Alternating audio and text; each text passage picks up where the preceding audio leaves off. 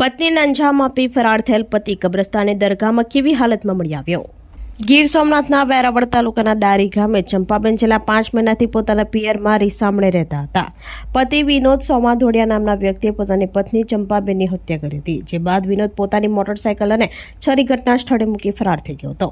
જિલ્લા પોલીસ વડા જયદીપસિંહ જાડેજાના માર્ગદર્શન હેઠળ એલસીબી અને પ્રભાસ પાટણ પોલીસની સર્વેલન્સ ટીમે તપાસ શરૂ કરી હતી.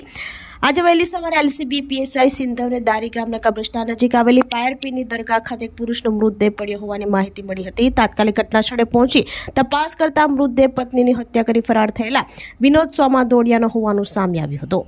પ્રાથમિક તપાસમાં વિનોદે ઝેરી દવા પી આપઘાત કર્યો હોવાનું અનુમાન છે.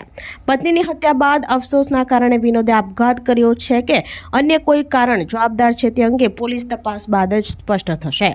આ દાંપત્ય જીવનના અંતને કારણે તેમના 2 પુત્રોએ માતા પિતા બંનેની છત્રછાયા ગુમાવતા સમગ્ર ગામમાં શોકનો માહોલ છવાયો છે.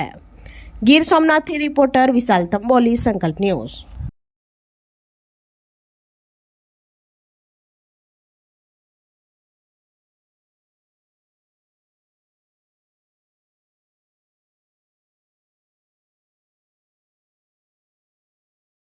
આપણી સંકલ્પ ન્યૂઝ ચેનલને સબસ્ક્રાઇબ અને લાઇક કરો, બેલ આઇકન દબાવો જેથી આવનાર ન્યૂઝ અપડેટ્સની નોટિફિકેશન આપના મોબાઈલ પર સૌથી પહેલા પહોંચે. Like, subscribe and share the video.